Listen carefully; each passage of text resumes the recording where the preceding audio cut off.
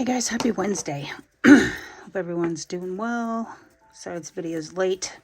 I woke up late today. And that pretty much describes my Wednesday right there. Oh boy. Yeah. I hadn't slept late in a long time, but so it kind of felt good. I struggle with insomnia, so it was nice to get some good sleep. Anyway, yep.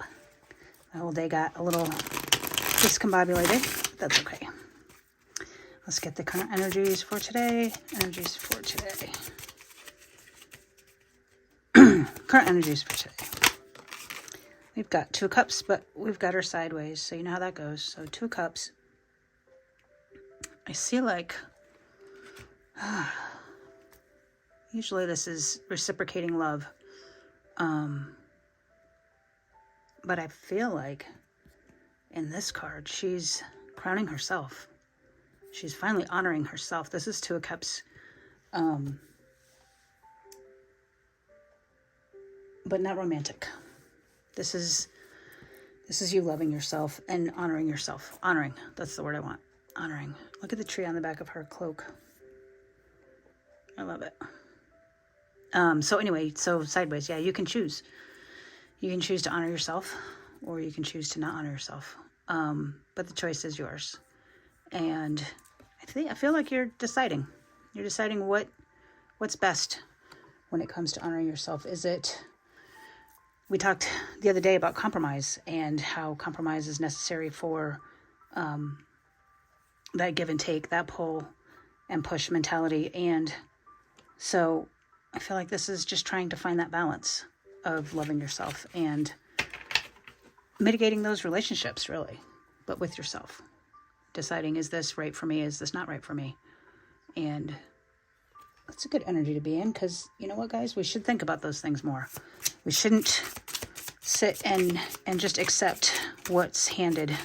You know, we say yes to everything as recovering codependents, and we got to learn how and when to say no. There's this game called the dime game. I learned this in therapy yesterday. It's pretty neat. Go look it up. Go Google it. It's kind of cool. It will give you some insight as to when to say no and when to say yes. But anyway, I digress. So we've got the 7 of Wands. So this is like chaos. This is utter chaos. She just has gotten to a point where she can't take anymore, I guess. Let me see. I don't get the 7 of Wands very much. I'm going to look it up. 7 Wands. Self-defense, protection, solo projects, and compassion. I do see this as self-protection. You kind of have to... These kind of look like flying monkeys to me, like monkey mind. And protecting yourself from that monkey mind. Don't make a mountain out of a molehill. Guys, don't overthink anything, right? If you're unsure of something, your mind, your brain will try to fill it in. It will try to fill in the blanks, and it never fills it in the right way, and it never fills it in a positive way.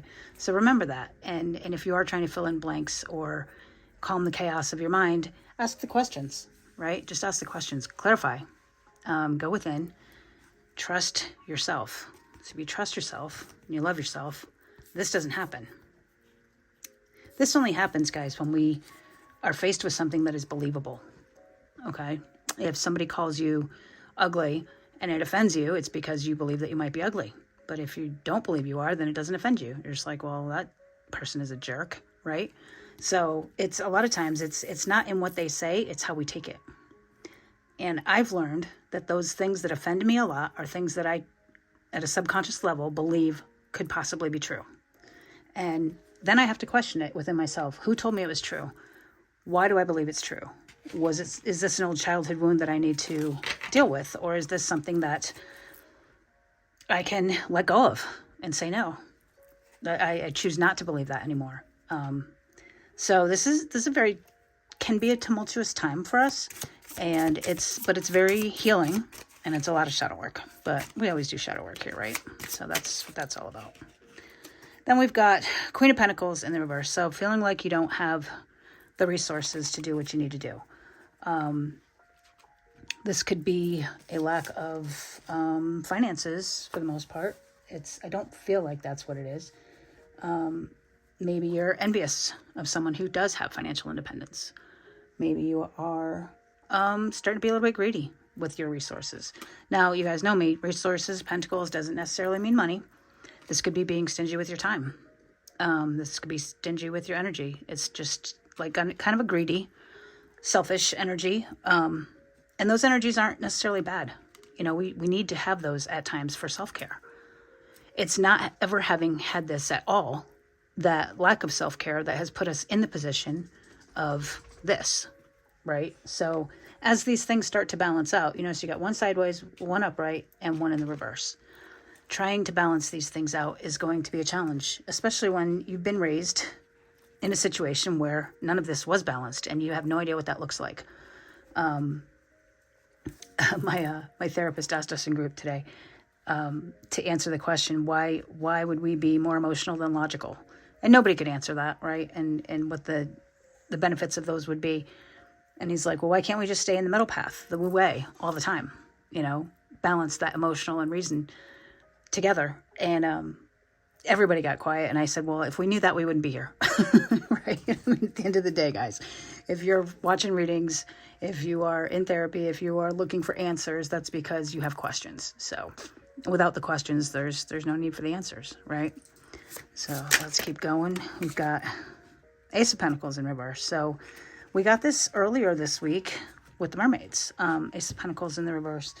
And that's greed again. Greed with your time and being greedy with your energy, maybe your money, maybe stressed out about money. A lot of financial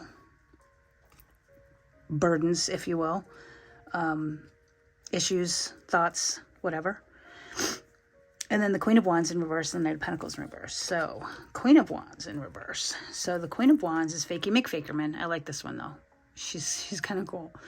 She looks pretty neat. She's got her two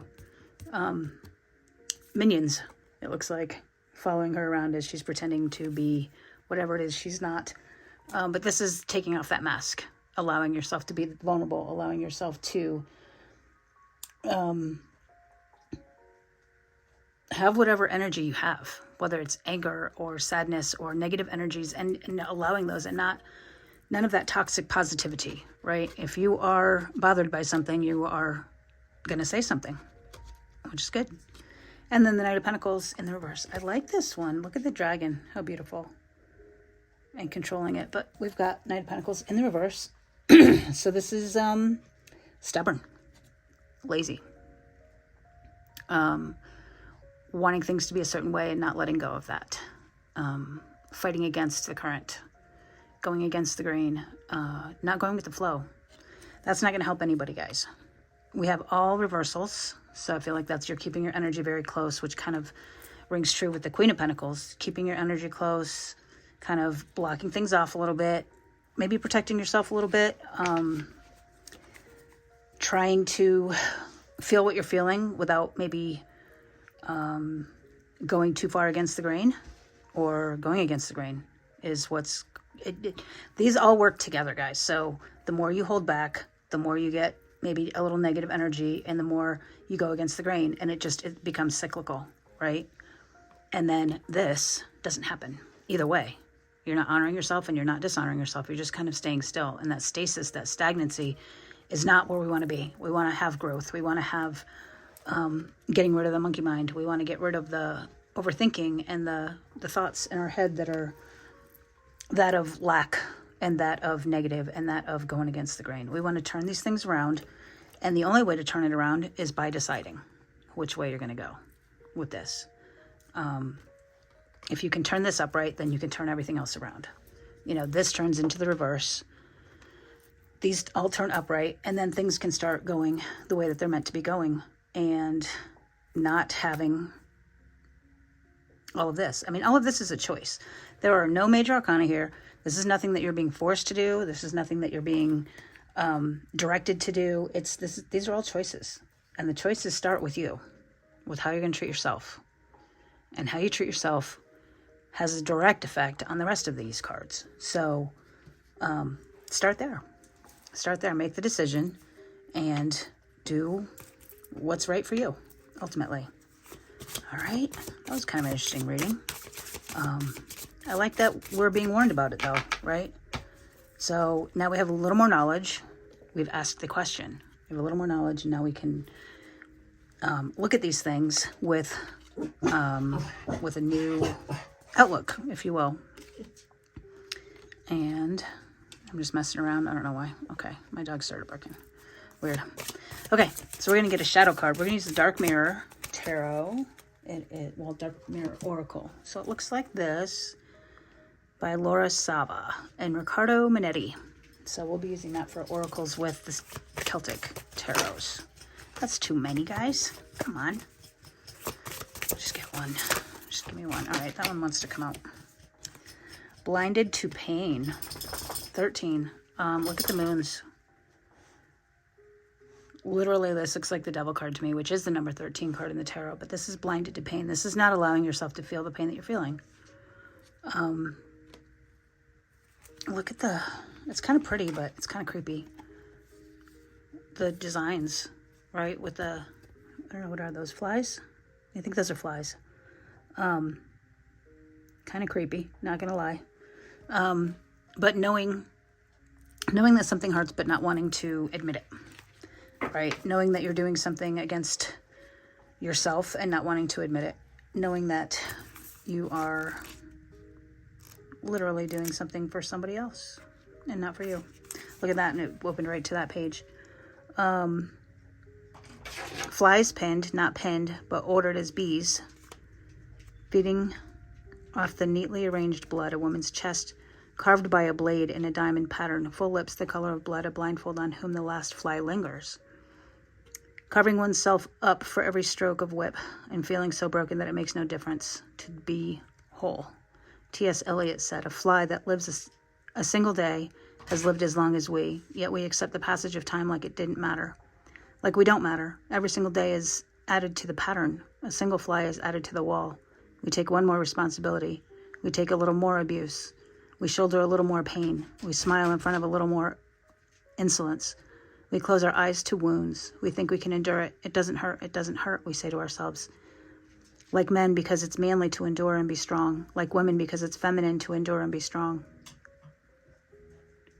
Like humans because the care and gentleness we feel is precious to others and we don't dare to actually claim it for ourselves. After all, we can do it, but it actually hurts. It's painful. Tears are better than feeding flies with our own blood. We can scream and say no or endure, nevertheless, but remembering that we are just humans, neither heroes nor saints.